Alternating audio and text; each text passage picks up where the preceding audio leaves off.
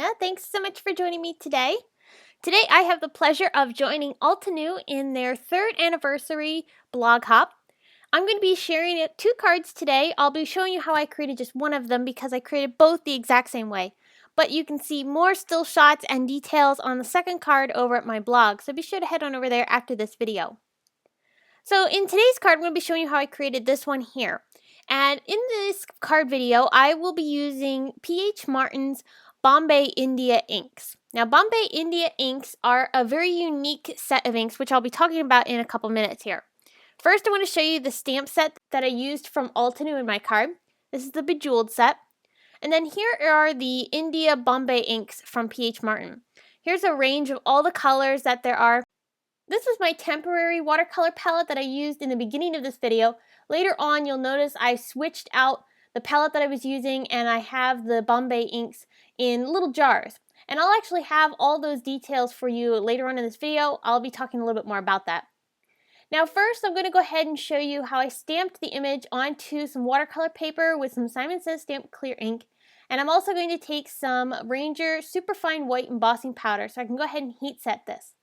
By heat embossing the outlines of this image, that's going to allow me to get a resist effect. So as I add the watercolor onto this image, the heat emboss areas are going to resist the color that I add onto this. So here I'm going to start my coloring. The Bombay India inks come in 24 different colors, which I have all of right here and I'm using. I have really been enjoying using these watercolors. Of late, I've been doing a lot of practicing off camera, just trying to get a feel for the colors and what kind of things you can do with them, and I've been really loving them, so I wanted to go ahead and share them in some card videos here. Another thing that's cool to point out about these watercolors is that they're technically a ink, but they can be watered down to be used as a watercolor. They're highly pigmented, so you get some really great saturated color with these. They're also light fast and waterproof, so when you go ahead and add these colors and they've dried, they aren't going to reactivate with water. They are permanent. So that's a really neat aspect about these watercolors. They can adhere to pretty much any surface from what I know. I've done a bit of research as to what kind of things you can paint with these India inks, and you can really put them on anything. So that's a really cool another aspect about these watercolors that I'm really loving. Now, all of these colors are transparent just like a normal watercolor is. The only ones that aren't transparent are the black and the white. They are completely opaque, which is actually really handy when you want to do some layering of colors. If you want to go over top of something with the white or the black, you can go over top of the colors you've already applied down, and you're not going to have the colors showing through of those white and black watercolors that you use. So that's a really neat aspect about these watercolors. Now, these watercolors, like I mentioned, I have in a makeshift palette. I love using these India inks in little eyeglass dropper bottles. So basically the little bottle is kind of like a Distress ink refill bottle where it has the little squeeze top and you can go ahead and drip color out of the little dropper. I went ahead and put all of my Bombay inks into those eyeglass droppers. You can see them right here. And this is how I ended up deciding that I loved using these. Originally I was going to put them into that other palette, but I found that it wasn't airtight enough and the colors were drying out. So here I can go ahead and keep them completely sealed and all the colors are going to stay really nice and fluid, and I can just drop them into a palette and be able to work from that little bit that I add down. So that's going to allow me to save on the amount of color that I use and really get the best use out of these watercolors. Now I have a second video that I'll have over at my blog where you can see how I used the Bombay inks and refilled them, and I'll talk a little bit more about these. Now to get back to the coloring here, I'm adding down a wash of color along the bottom area of this card. This is going to be a trail of watercolor that is going to be following my butterfly. I did this in the exact same colors that I used on my original butterfly image.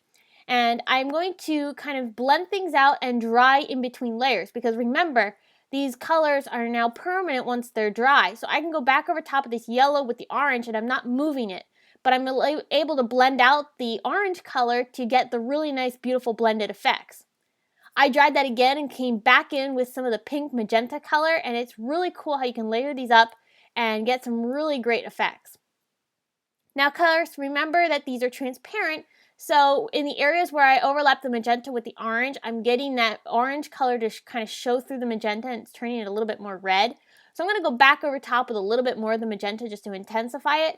but I'm still getting that reddish tint because it's a transparent watercolor. So it's getting a really cool layering effect, but it's also got a beautiful saturation of color. So it's really, really neat how these inks work.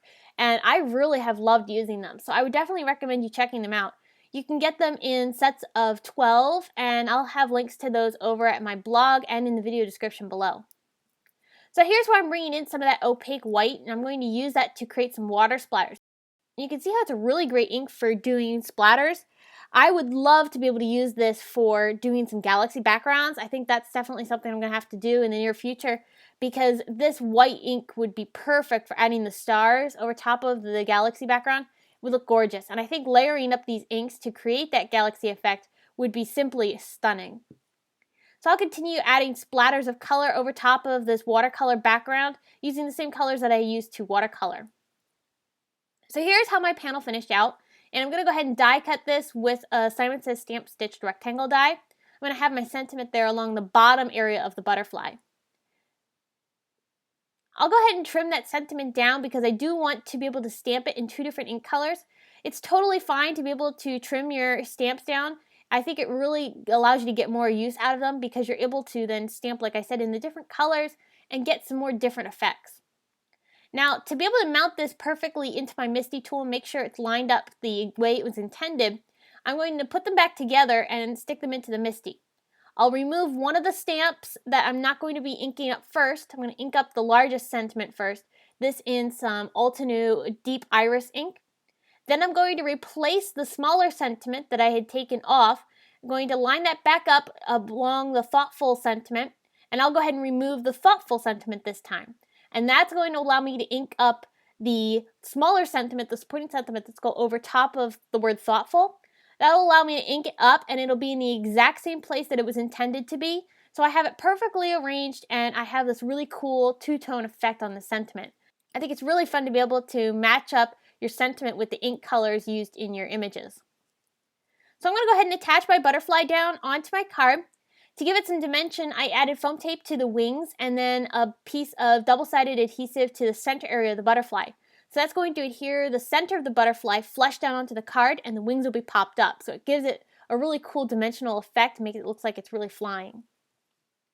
For some embellishment, I added some sparkling clear sequins in the little color trail that I have following my butterfly. I think this just makes it have a little bit more of a magical feel and looks really cool. Now I'm going to attach my card down onto an A2 size card that I made from some purple cardstock. I added fun foam to the back side of this panel. I'll go ahead and lay this down right over top of that purple cardstock so I have a nice matte area around my watercolored panel. So that's going to finish up this card. Here's a close-up look of the watercoloring and how intense and beautiful it is. I have really loved using these India inks and I hope you'll be checking them out too. And also, again, like I said, check out the video that I have that features how I was able to put them into the eyeglass dropper bottles to get more use out of them and be able to use them a little bit easier. Now, I also mentioned I had created another card in this same technique using different colors of the India inks. So I hope you'll go ahead over to my blog and check that out. I have a link in the video description below. If you enjoyed this video, please give it a big thumbs up and subscribe to my channel for more inspiration. Here are a couple more videos you might like featuring watercoloring techniques. Thanks so much for watching this video. I will see you again soon and have a fabulous day. Bye!